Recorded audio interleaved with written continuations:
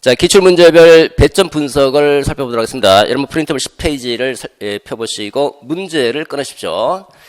이 가장 중요한 부분이라고 볼 수 있습니다. 일단 제가 이전 시간에 문제를 딱 받았을 때 처음부터 논제 파악할 때 지시문 읽고 배점 기준표 읽고 제시문 읽고 그래서 요렇게 개요 작성 여기까지 끝나야 된다라고 그랬죠. 1차 개요 작성.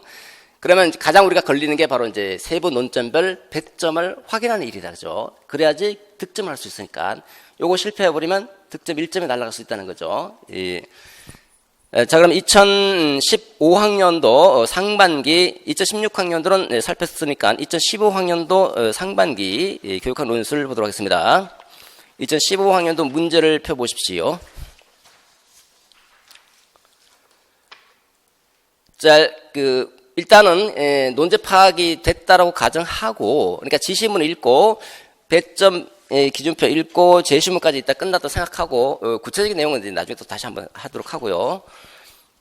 그럼 우리가 세부 논점별 배점을 확인하는 겁니다.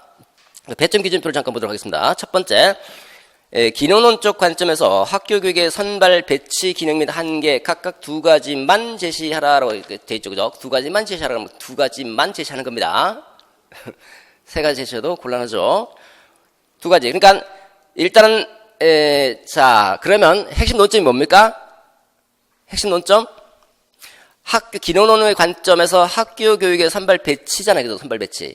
이 학교 교육이 갖고 있는 선발 배치. 이 선발 배치가 세부 논점은 어떤 기능을 갖고 있느냐. 두 번째는 한계가 뭐냐. 이거죠. 그죠? 이거 각각 두 개씩. 그러니까 요거 두 개씩 2점씩 주겠다는 거죠. 그러니까 각각 두 개씩 써달라는 겁니다. 써달라.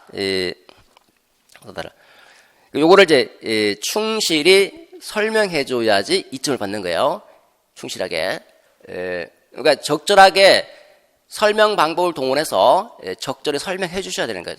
설명법을 바탕으로 해서 달랑 한마디만 쓰면 곤란하다는 거예요. 평등화에 기여한다. 이렇게 쓰면 곤란하고 왜 평등화에 기여하는지를 써줘야 되는 거예요. 그러니까 2차 개요 작성할 때 예를 들면 평등화에 기여한다 그러면 왜 평등화에 기여하는지 한번 생각해서 이유를 제시하든지 구체적인 뭐 사례를 제시하든지 그 설명법 있잖아요. 그죠? 설명 방법을 동원해서 여기 논증할 필요는 없죠. 설명 방법을 동원해서 뒤에서 받쳐줘야 돼요. 두 가지. 그 다음에 두 번째 한계도 마찬가지입니다. 두 번째 논점 보도록 하겠습니다. 학교 조직의 관료제적 특징과 이원 결합체제 특징 각각 두 가지 제시하라라고 되어 있죠. 이것도 그 세부 논점별 배점을 확인하는데 그게 어렵지 않죠. 그래서 이제 관료제 특징 두 가지 2점 각각 1점, 뒤에 거 이원 결합체제 특징 각각 두 가지 1점씩 주겠다라고 하는 겁니다. 그죠? 마찬가지로 구체적으로 써주셔야 됩니다. 다음 세 번째 논점 보시면 일반적 교수체제 설계에서 분석 및 설계 과정의 주요 활동 각각 두 가지만 제시하라 이렇게 돼 있잖아요. 그죠? 여기서 일반적 교수체제라고 하는 것이 무엇인지 확정 안 돼 있죠. 확정. 여기서는 확정을 해줘야 되는 거예요. 그러니까 첫 번째, 두 번째 논점은 이미 핵심 논점이 구체화되어 있는 거고 세 번째 논점은 핵심 논점이 구체화 안 되어 있으니까 구체화해주는 작업이 필요하다는 거죠. 요거는 어떻게 해야 됩니까? 제시문을 읽어야지 구체화가 된다고 그러잖아요. 그죠? 제시문을 통해서 핵심 논점을 구체화한다. 그러니까 일반적 교수 체제 설계가 뭔가 그 제시문을 보시면 AD 모형이라는 것을 알 수가 있게 되는 거예요. AD 모형. 제시문은 이 논점별 큰 논점별 논점별로 끊어 읽어야 된다고 그러죠. 끊어 읽으면서 보시면 일반적 교수 체제가 AD 모형이라는 것을 알 수가 있습니다. 왜냐하면 그 제시문의 세 번째 문단에 네 번째 문단이죠. 네 번째 문단이 있죠. 네 번째 문단에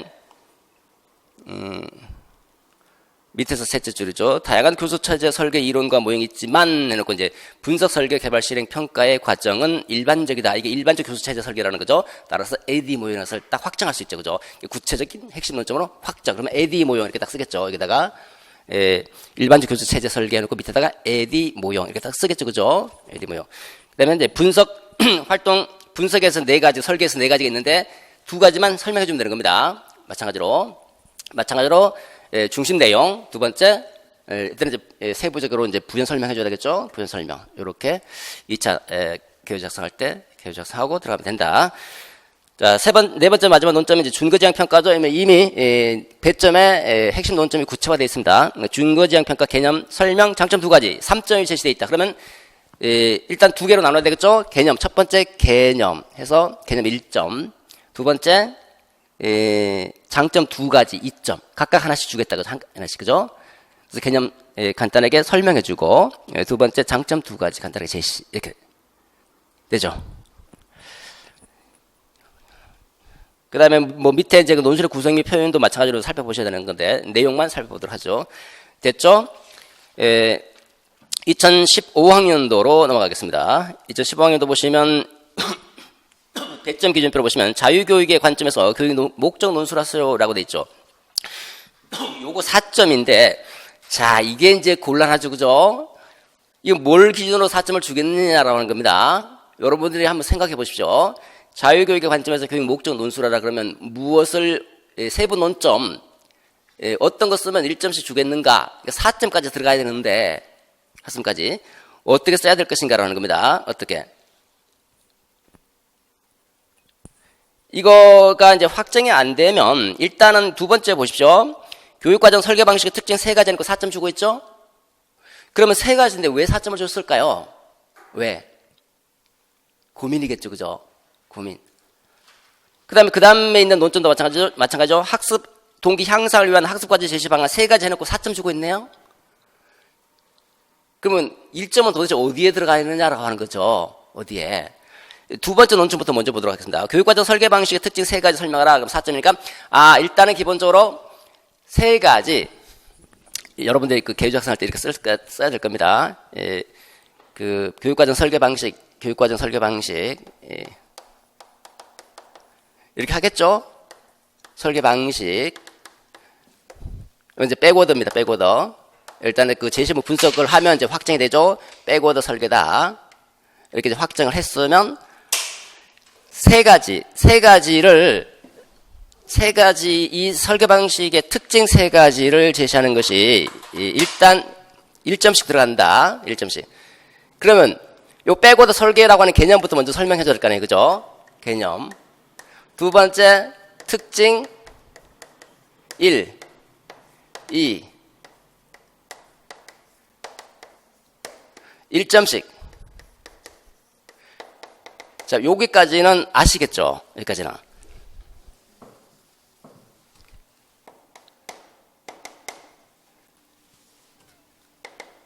이렇게 하면 3점인데, 그럼 1점은 어디에 있느냐는 거죠? 1점. 어디에 있을 것 같아요? 백워드 교육과정이 무슨 말인지를 설명해 줘야 될 거 아니에요, 그죠? 이거 1점. 4점이죠? 그 다음 또 1점이 또 있어요? 여기 대해서, 어디 갔어? 이거. 부연 설명. 이거 제 얘기가 아니에요. 이거 실제로, 채점 그 기준표입니다. 부연 설명 1점. 다시 말해서, 특징만 달랑 나열하는 게 아니라, 왜 그런지를 설명해 줘야 되네, 설명. 뒷받침 문장으로. 우리가 배웠던 그 설명식, 농전식 그냥 한 게 아니에요, 이거. 점수 들어가는 거예요, 점수. 그러니까 세 개 중에 하나라도 충실하게 설명하면 1점 주겠다는 겁니다, 1점. 그러니까 기본적으로 4점이 배당되는데 몇 점이에요? 5점이에요, 5점. 5점 중에서 하나라도 걸리면 되는 거예요, 하나라도. 요거라도 못하면 요거라도 잡고, 요거 세 가지만 그냥 나열만 하면 3점 받아요. 3점. 나열만 하면 1점에서 3점.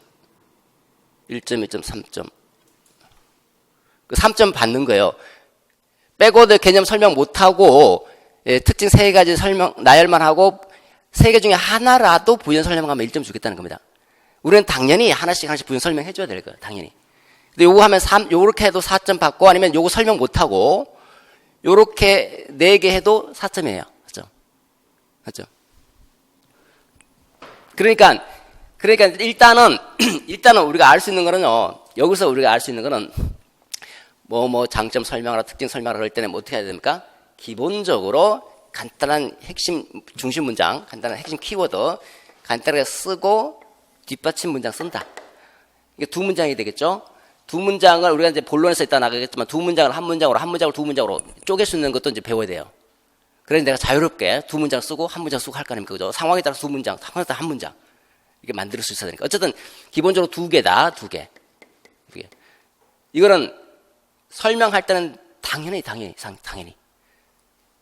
근데 이제 백워드가 나왔으니까 요것도 설명해 줘야 되겠죠, 그죠? 그래서 이거는 점수 주는 거다. 기본적으로 이거지만 이건 점수 주는 거니까 이렇게 해서 점수를 가능하면 받을 수 있는 거는 다 받을 수 있도록 하자. 알았다. 그래서 거기에 그 10페이지에 보시면 10페이지에 뭐라고 되어 있습니까? 여기에 그 제가 그 당구장 표시해놨잖아요. 당시 수험생 점수가 너무 낮아서 타일러 모형이 아닌데 이거 타일러 모형이라고 설명하는 사람도 있어요. 타일러 모형 아닌데 타일러 모형이라고 쓴 학생들이 너무너무 많아갖고 이거 1점 그냥 준 거고 점수가 너무 낮게 나와서 백워드 교육과정 원래 1점 주기로 했는데 언급만 해도 2점 주기로 했습니다. 2점 언급만 해도. 그 다음에 세 번째 논점이 학습 동기 향상을 위한 학습 과제 지시 방안이잖아요. 그 예전에 한번 제가 설명드렸기 때문에 생략하면 제시문에서 쭉 분석해보면 그 학습 동기 향상이 바로 켈러의 악스 모형이잖아요. 그죠? 악스 모형에서 ARCS, S가 satisfaction이죠. 만족감인데 만족감은 여기서 쓸 이유가 없어요. 쓸 이유가. 그래서 ARC 각각 3가지 내용을 나열하고 하나라도 부연 설명하면 4점이죠. 4점. 3가지만 나열하면 또는 2가지 내용 나열하면서 1가지 부연 설명하면 3점. 이렇게 돼 있죠. 아까 똑같은 겁니다. 그 다음에 그 당구장 표시 보시죠. 켈레 악스 모형 언급만 해도 1점. 악스 모형이니까 당연히 악스 모형 개념 설명하죠. 설명하고 ARC. S는 안 되는 거, S는. 이거는 만족이니까 과제 제시니까 과제가 아니잖아요. 이거는 그죠? 이미 끝날 때 이제 평가, 연속 문제와 관련해서 이제 만족감을 주는 거니까 강화시키고 이건 안 되고 이 3가지. 여기 부연 설명하면 1점. 되죠? 이해되죠? 그러니까 이런 관점에서 볼 때 여러분들 일단은 예를 들어서 경험 중심 교육 과정이다 그러면 이 경험 중심 교육 과정이다 그러면 우리가 뭐 해야 됩니까? 요거 당연히 점수 들어가지만 여기에 배점이 경험 중심 교육 과정 설명이 배점이 들어갈 수도 있고 이거 출제자 마음이에요. 이게 굉장히 어려운 내용이라서 이 관점을 추론하는 문제. 이게 관점 추론형이잖아요. 백워드라든지 켈레 악스는 관점 추론하는 거예요. 관점 추론한다는 것은 그만큼 배경 지식이 있다는 거고 교육학 지식이 있다는 것을 가정하고 있기 때문에 이 정도 추론할 수 있을 정도면 점수 1점 주겠다는 거잖아요. 이 경험 시험 너무 쉬우니까 사실은 점수 안 줄 겁니다. 거의. 그러니까 출제자가 배점을 점수 맞게 결국은 이제 1점, 2점 이렇게 점수 맞게 여기 배점 기준표 가지고 점수 채점해야 되니까 이렇게 세부적인 논점별로 배점을 할 때 얘가 점수에 들어갈 수도 있고 안 들어갈 수도 있다는 거. 그러면 우리는 어떻게 해야 됩니까? 들어갈 수도 있고 안 들어갈 수도 있으니까 들어간다고 가정하고 쓰는 게 낫겠죠. 그죠? 그럼 여기 먼저 써주고 그 다음에 여기서는 또 하나 뭡니까? 교사 역량을 주제로 했으니까 이거 써줘야 되겠죠. 그죠? 왜? 요거를 내용 요소, 구성 요소로 하여 쓰라라고 돼 있으니까 배점 기준표에 보면 이렇게 총 4가지가 들어가죠. 원래는 요거 4점이지만 요거는 별도의 논리 형식에서 별도의 점수가 들어가고 있잖아요. 별도의 점수가. 아시겠죠? 무슨 말인지. 그 다음에 4번째 논점입니다. 학습 조직의 구축 원리 3가지잖아요. 역시 마찬가지로 3가지인데 4점 주고 있죠. 그러면 그 피터 센지 또는 피터 센게의 학습 조직입니다. 이 내용을 보시면 피터 센게 학습 조직에 대한 설명. 여기서는요, 피터 센게 학습 조직이라고 하는 거, 이거 피터 센게 또는 피터 센지라는 말을 쓰면 1점 준다는 게 없어요, 여기는. 요거를 출제한 사람은 어떻게 되어 있습니까? 학습 조직 내용 5개 중에서 3개를 잘 설명하면 4점, 2개 설명하면 3점 이렇게 되잖아요, 그죠? 이건 무슨 말입니까? 3개. 학습 조직의 3개를 설명하고 잘 설명한다는 말은 이게 적절하게 부연 설명해 주는 거예요. 적절하게 부연 설명해 주면 1점 부연 설명 다 해줘도 되고 하나만 해도 하면 1점, 4점. 근데 요 센게의 학습 조직을 여기에 대한 점수는 없다. 요 출제자 마음이니까. 이 정도까지 쓴다라고 하는 건 제가 볼 때는 점수 줘야 되는데 여기는 없어요. 그러니까 다시 정리해 보시면 일단 기본적으로 요거는 반드시 들어가야 돼요. 그죠? 요거 반드시. 특징 쓰라 그러면 특징 쓰면서 부연 설명한다. 이거 점수 다 받는다. 그 다음에 추가 득점 받을 수 있다고 하는 것은 그 개념을 설명해 주는 거. 개념 설명. 그럼 여러분 답안지는 일단 기본적으로 이렇게 깔려야 되겠죠. 이렇게 기본적으로. 다 깔려야 된다. 제 얘기가 아니에요. 주 채점 기준표 얘기입니다.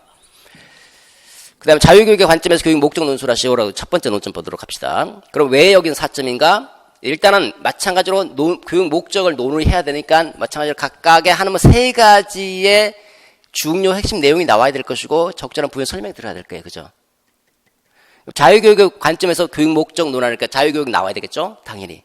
자유교육에 대한 설명. 두 번째는 교육 목적이 뭔지 찾아야 되겠죠? 내재적 목적이다. 그리고 세 번째는 그와 관련되는 구체적인 어떤 그 예들, 구체적인 내용들. 요렇게 세 가지를 적절하게 잘 설명해주면 4점 주겠다는 거죠. 이건 예전에 제가 연역형으로, 연역적 논증으로 설명을 드렸던 적이 있죠.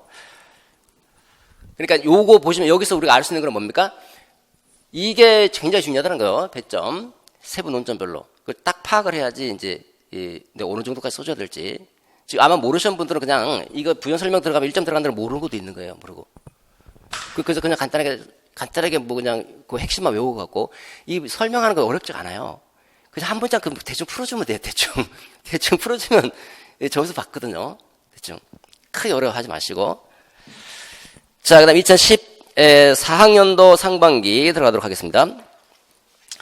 배점 기준표를 보시면 이제 청소년 비행 이론의 관점에서 설명하라고 했죠. 뭘 설명하라냐면 지심을 보시면 철수의 학교 부적응이죠. 철수의 학교 부적응 행동의 원인을 청소년 비행 이론의 관점에서 설명하라. 그래서 지시문 다시 보시면 지시문에서 둘째 줄에 두 가지죠. 두 가지만 선택하라라고 했죠. 두 가지. 아마 우리가 여러분들이 알고 있는 그 청소년 비행 이론 중에서 두 가지밖에 설명이 안 될 겁니다. 왜냐하면 제시문 읽어보시면. 그래서 읽어보면 일단 청소년 비행 이론이다라고 하는 것은 이제 핵심 논점 찾아놓고 그 다음에 세부 핵심 논점의 구체화 제시문을 읽어서 구체적인 논점을 확장시켜 보면 두 가지더라고요. 차별 접촉 이론과 낙인 이론이다 이렇게 딱 나오겠죠. 그러면 두 가지니까 3점이 들어가 있죠. 왜 그럴까요? 역시 생각해봐야 돼. 왜 3점이 되는지. 일단 2점을 알겠다. 차별 접촉 이론 1점 설명하면 1점 주겠다. 낙인 이론 설명하면 1점 주겠다. 그 다음에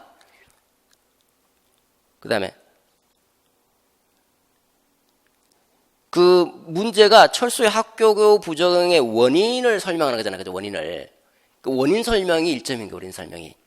그 원인 설명은 제시문 분석 적용인 거예요. 제시문 분석 적용.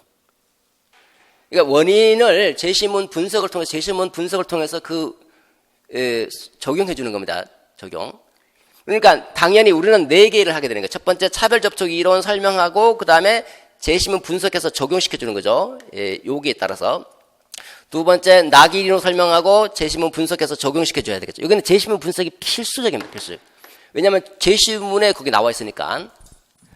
그래서 이거 각각 1점씩 요거 2개 중에서 하나만 제대로 설명해 주면 1점이다. 1점. 근데 여러분들은 당연히 2개 다 해줘야 되는 2개 다. 그죠? 그래서 3점. 두 번째, 행동중심 상담의 관점에서 기법을 논의하라는 거죠. 지시문 보세요. 지시문하고 배점 기준표를 잘 보셔야 되는데, 지시문을 보시면 둘째 줄에 철수의 학교 생활 적응을 향상시키와 상대 기법 2가지 관점. 각각 2가지씩이잖아요? 각각 2가지씩. 그러니까 각각 2가지인데, 행동중심 상담에 2가지 3점, 인간중심 상담 2가지 3점, 또 3점이잖아요. 그죠? 딱 떨어지면 좋은데, 그럼 뭘 기준으로 3점을 주는가? 철수의 학교 생활 적응 향상하는 거죠. 향상. 그래서 자, 여기서는 어떻게 됩니까? 상담 기법. 일단은 행동 중심 상담이다. 그럼 행동 중심 상담에 해봅시다. 행동 중심 상담에 상담 기법 기법 1. 또 기법 2. 1점은 땄는데 이 기법에 대한 뭐가 있습니까? 부연 설명 있겠죠? 그게 무슨 말인지 부연 설명. 그 다음에 또 뭐가 있어요? 제시문 적용, 제시문에다 적용해야 될까요? 제시문 적용, 그죠? 철수 같은 경우는 어떻게 해야 되는지. 이 기법은 설명하면 너무 막연하잖아요. 막연하죠. 철수 같은 경우는 구체적으로 어떻게 해줘야 되는지 적용해서, 그러니까 적용, 제시문 적용. 이때도 제시문이 필요하겠죠? 이 둘 중에 하나라도 제대로 해주는, 물론 제시문 적용하면 이 설명이 들어갈 수밖에 없습니다. 그래서 요거를 가로치고 제시문 적용만 제대로 하면 부연 설명이 어차피 들어가니까, 아니면 둘 다 해주든지. 그래서 요거 제시문 적용에 1점. 역시 마찬가지로 제시문 적용에 2개 중에 하나라도 해주면 1점. 그죠? 우리는 둘 다 이렇게 해준다. 이렇게 써야 되는 것이고, 당연히.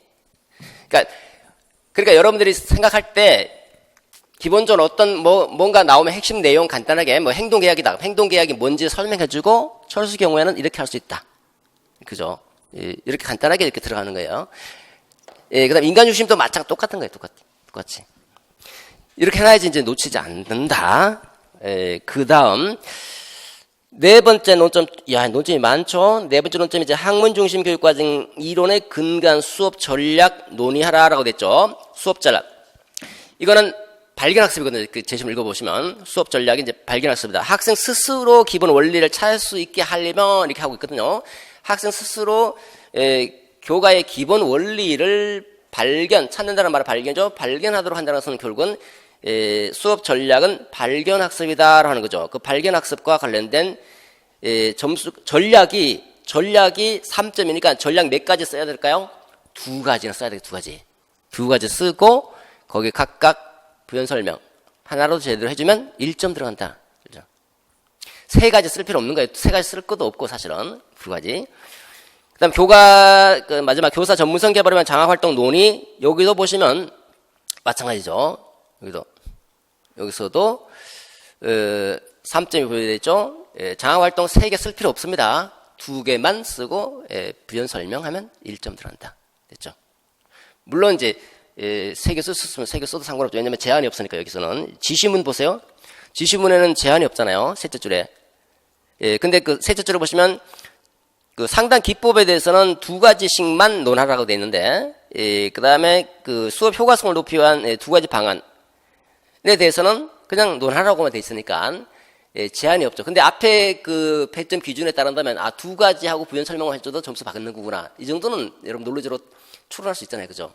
2가지만 써주면 되는 거예요. 물론 제한이 없으니까 시간 나오면 3가지 써줘도 되고 4가지 써줘도 되고 상관없다. 됐죠? 자, 그 다음에 2014학년도 논술로 넘어가도록 하겠습니다. 2014 잠재적 그 교육과정의 관점에서 진단하라 되어 있죠. 뭘 진단하는 겁니까? 지시문 보죠. 학생이 수업에 소극적으로 행동하는 문제잖아요. 소극적으로 행동하는 문제를 2가지 관점, 잠재적 교육과정과 문화실적 관점에서 진단하라. 그러니까 소극적으로 행동하는 원인이 뭔가? 원인 분석형이죠. 그죠? 원인. 그러니까 인과형입니다. 인과형. 어떤 원인으로 해서 그런 문제가 발생했는지. 마찬가지입니다. 마찬가지로 아까 우리가 차별접촉 이론, 낙인 이론과 동일합니다. 동일하다. 원인이니까. 원인. 먼저 차별접촉 이론에 대해서 간단하게 설명했던 것처럼 잠재적 교육과정에 대해서 간단하게 설명하고, 두 번째 무엇이 수업에 소극적으로 행동하게 하는지, 그 수업에 소극적으로 행동하는 원인 분석, 그죠? 원인. 그 잠재적 교육과정에 영향을 주는 요인인 겁니다. 원인 분석. 어떤 원인이 잠재적 교육과정에 영향을 주는, 그러니까 수업에 소극적으로 하게 만드는 것인지, 요거, 우리가 군지, 평가, 권력관계 3가지, 이제 잭슨의 이론에 따르면 3가지가 있는데, 3가지 다 써주셔도 되고, 하나만이라도 써주시면 1점 받는다. 1점. 하나만이라도. 그 아는 대로. 2가지 써줬으면 2가지. 아무래도 2가지 써주는 게 더 나을 거예요. 자, 일단은, 여러분, 원인 분석일 때는 원인이 가능하면, 많으면 좋아요. 많으면. 내가 쓸 수 있는 한. 그러니까 최대한 원인 분석형에서 점수가 3점이 돼 있다라고 했을 때는 최대 2가지, 한 가지는 반드시 써야 돼. 원인. 한이는 반까지 써줘야 되는데 2가지까지 가능하면 써주는 게 좋아요. 왜냐하면 이 같은 경우도 이렇게 채점이 들어갈 수 있거든요. 이게 원칙입니다. 그 출제자에 따라서 조금 다를 수 있기 때문에. 그 잠재적 교육과정에 대한 잠재적 교육과정 설명 1점 주겠다. 두 번째 원인 2개 쓰라. 이 2개에 대해서 2점 주겠다. 이렇게 할 수도 있거든요. 제시문 적용하지 말고. 그러니까 제시문에 적용하기 어려운, 그러니까 제시문이 별로 큰 내용이 없을 때는 사실 제시문 기능이 없거든요. 그때는 반드시 주겠어요. 반드시. 그러니까 제시문이 아까 같은 철수 같은 경우는 중요한 부분이니까 그 같은 경우는 제시문 적용해야 되는 거예요. 반드시. 그러니까 우리가 최대한 점수 잃지 않기 위해서는 원인이 가능하면 두 가지 써주시고, 어차피 이게 1점이지만,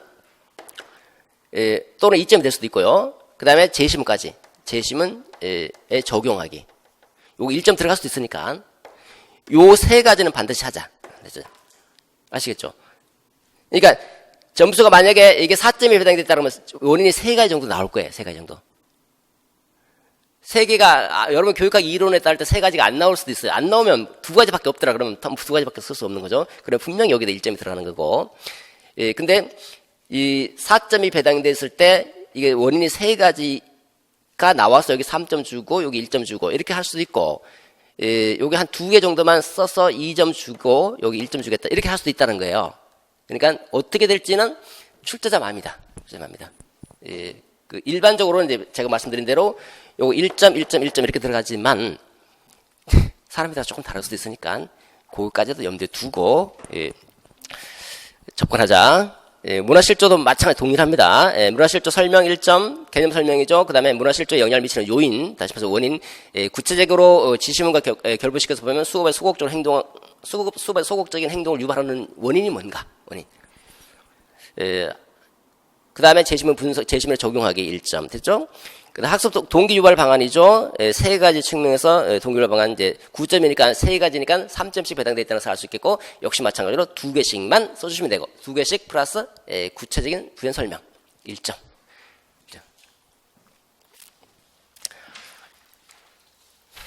자, 마지막입니다. 2013학년도 중등 특수 교육학 논술입니다. 처음으로 이제 논술 시험이 실시됐던 그 문제죠.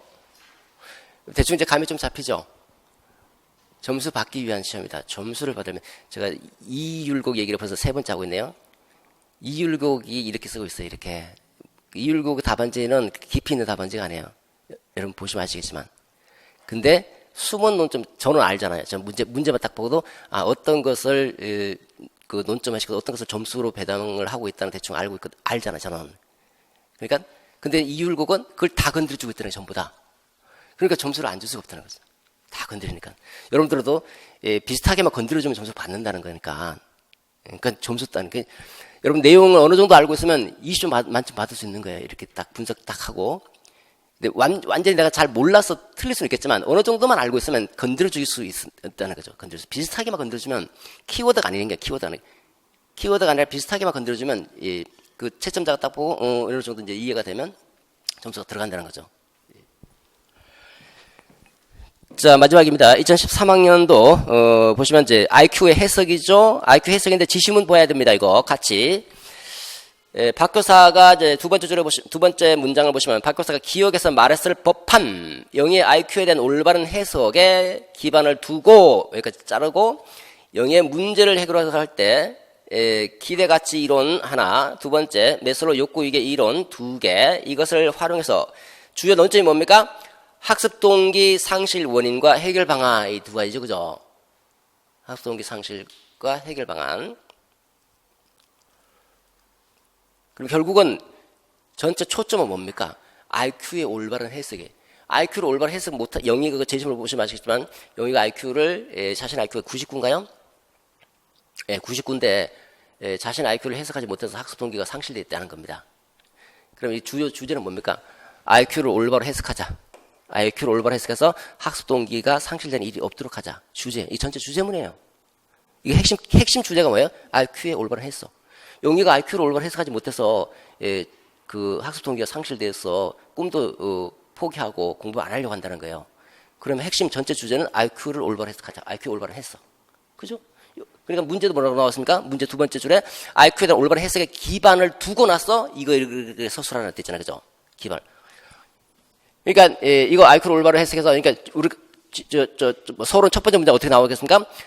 교사는 학생의 IQ를 올바로 해석해 줌으로써 학생의 학습 동기가 상실되는 일이 없도록 해야 된다. 이렇게 나와요. 이게 주제니까. 또 IQ를 올바로 해석함으로써 학습 동기가 상실하지 않도록 하는 것이 중요하다. 그 다음에 뒷받침 문장. 그 다음에 구체적인 논점. 이렇게 들어가는 겁니다. 이렇게. 그래서 이제 첫 번째 논점이 뭡니까? 그래서 기억에서 말했을 법한이라고 돼 있잖아요. 그 박스, 그러니까 배점 기준표를 보시면 첫 번째 논점이 IQ의 해석이잖아요. 해석인데 그 지시문에는 뭐라고 나왔습니까? 기억에서 말했을 법한 영희의 IQ의 올바른 해석 여기까지만 나와 있잖아요. 그죠? 여기까지만. 그러면 여러분들 여기서 뭘 생각해야 돼요? 기억에서 뭘 말했을까? 그 말은 IQ의 올바른 해석에 기반해서 말하겠죠. 그죠? 기반해서. 그러면 이게 조금 까다로운 문제인데 그 IQ를 보시면요. 그 어머니 얘가 철수가 IQ 130이라고 나와 있잖아요. 그 선생님이 박 교사가 그 밑에서 그 세 번째 건가요? 박 교사가 철수의 IQ 130은 상위 2%라고 얘기했거든요. 이거 벌써 편차 IQ라는 것을 알 수가 있어요. 평균을 100으로 두고 15, 편차를 15로 두고 있는 표준 편차 15. 100 플러스 15G. 이거지. 통계하면 금방 압니다. 통계. 어쨌든 이렇게 보면 이제 편차 IQ라는 거죠. 일단 기본적으로 편차 IQ. 그러니까 이 IQ의 해석이라고 하는 것은 기본적으로 점수가 첫 번째 기억의 답변 하나 1점. 두 번째 이 기억의 답변이 나오려면 편차 IQ의 개념을 알아야 되거든요. 그 편차 IQ 개념이 왜 논점 중에 그 점수 중에 하나이냐면 철수 IQ를 얘기하거든요. 철수 IQ. 이게 편차 IQ를 얘기하지 않으면 편차 IQ가 아니고 비율 IQ면 이런 얘기를 할 수가 없는 거예요. 비율 IQ는 뭐예요? 자기 자신에 대한 자기의 평균적 성장 속도에 대한 정신 연령의 성장 속도잖아요. 그죠? 그러니까 생활 연령분의 정신 연령이에요. 다른 사람하고 비교하는 게 아니라 자기의 평균적인 평균적인 그 성장 속도. 평균적인 성장 속도가 내가 어떻게 성장하고 있는지가 그게 생활 연령이잖아요. 그죠? 그리고 내가 그 생활령이 10살이다. 10살인데 내가 정신연령이 평균적 성장 속도는 지금 10살인데 머리가 더 빨리 성장한다는 거예요. 머리가. 2배 빨라. 멘탈 에이지가 20대다. 그러면 IQ 200이 돼버린다는 거예요. 200이. 이건 다른 사람하고 비교하는 게 아니잖아요. 여기서는 비교를 하고 있잖아요. 그 전체 또래 집단 나이 동일한 10대 나이 중에서 어느 정도 위치에 있는가. 그러니까 기억의 답변이 평균적인 위치에 있다. 이거 평균적인 위치에 있다. 그러니까 비율 IQ는 다른 또래 집단과의 비교가 안 되는 거예요. 이게. 그런 문제점 때문에 이게 이제 그 웩슬러가 편차 IQ를 만들어낸 거죠. 표준 편차를 100, 그러니까 평균을 100으로 두고 표준 편차 15로 해놓은 거예요. 그래서 서열, 위치를 내가 어느 정도 위치를 있는가. 그러니까 99라는 것은 평균 위치에 있다는 거예요. 평균 위치. 그러니까 재심을 딱 보는 순간 이거는 편차 IQ라는 것이 딱 판단이 돼요. 왜냐하면 철수에게 딱 나눈 순간 이거 편차 IQ구나. 이거 지금 사용하고 있는 것도 편차 IQ고. 그러면 당연히 편차 IQ의 개념이 나와야 됩니다. 편차 IQ 개념. 두 번째는 올바른 해석이 나와야 돼요. 올바른 해석이 최소한 한두 개 이상 나오죠. 한두 개 이상. 이렇게 1점씩 들어간다. 그러니까 요거 같은 경우는 분석하기 어렵죠. 그죠? 어렵습니다. 이거는 그 교육학에 대한 이해가 일단 돼 있어야 돼요. 돼 있어야지, 나한테 뭘 묻는 건지. 그러니까 이거는 여러분 요렇게, 세부 논점을 추론해야 될 경우에는 반드시 출제자의 생각으로 들어가야 돼요. 출제자. 내가 출제자라면 무엇을 점수화 하려고 분명히 3점이면 1점 들어갈 텐데 뭘 말하면 1점 주려고 하는가 생각해 봐야 되는. 재심을 딱 보면 나오거든요. 재심을 읽으면서 요 세부 논점을, 그러니까 우리가 재심을 읽으면 핵심 논점이 구체화되고 세부 논점별 배점이 나오잖아요. 개요 작성할 때. 그때 출제자의 의도는 당연히 지심을 읽을 때부터 시작하는데 이 재심을 읽으면서 더 확실하게 드러나니까 재심을 읽으면서 요 확정이 안 된 경우는 꼼꼼하게 한번 따져보자. 잘 안 따져지면 가능하면 한두 개 더 쓰는 거예요. 한두 개 더 논점을 더 추가해서 예를 들어 3점이라도 3개가 아니라 4개, 5개 정도까지 범주를 좀 확장시켰어. 그래야지 그 중에 하나라도 들어갈 거 아니에요. 그죠? 그러니까 막 쓰지 마시고 이런 거 IQ 해석 쓰라 그러면 막 써버립니다. 그냥. 막 써버리면 점수를 예를 들어서 점수는 요렇게 되는데 비슷하게로 막 가버린다. 막 써버리면. 근데 요렇게 점수가 돼 있는데 그러면 여러분들 이건지 잘 모르겠다 그러면 최소한 예를 들어 5개 나왔다 그러면 가능하면 이렇게 건드리면서 가는 거예요. 이거 하나라도 해줄 거잖아요. 그죠? 이렇게 하잖아요. 이렇게 해야지 점수를, 이 중에 하나라도 점수가 걸리는 거니까. 근데 IQ 해석하라는 게 그냥 IQ 해석만 하면 되지 하면 하나, 해석만 해보면 끝나는 거예요, 그냥. 1점 받을 수 있겠죠. 2점 날아가는 거예요. 그러니까 이렇게 세부 논점을 잘 분석해서 요거 세 개인데 1점, 1점, 1점 들어가겠다는 건데 내가 잘 모르면 IQ 해석도 가능하면 2개 이상을 써주겠다. 3점이니까. 해석이, 여기 핵심은 뭐예요? 해석이자 해석. 올바른 해석. 올바른 해석이니까 3점이 들어갔으니까 아까 원인 할 때 원인 3점이면 원인 2개는 써주자라고 했잖아요. 그리고 올바른 해석이니까 올바른 해석에 2개는 써주자, 2개. 물론 하나가 들어가겠지만 출제자에 따라서 2개를 요구하는 경우도 있을 수 있다는 거예요. 2개는 써주고, 그 다음에 이거 IQ니까 IQ 개념은 나와야 될 거 아니에요. 그죠? 그럼 이 정도만 나오면 어느 정도 나오는 거죠. IQ 개념은 이제 편차 IQ겠지만, 이 기억을 모르고 넘어가 버릴 수도 있거든, 사실은. 예. 그러면 이제, 어쨌든, 그래서 좀 몇 개, 이렇게 뽑아내서 다른 거를 할 수도 있을 겁니다. 이렇게 해놓고, 이렇게 애들 쓸. 그러면 이제 쓸 때는 중요한 거 먼저 앞에 배치하는 거죠. 뒤에 배치하고. 뒤에 배치하고.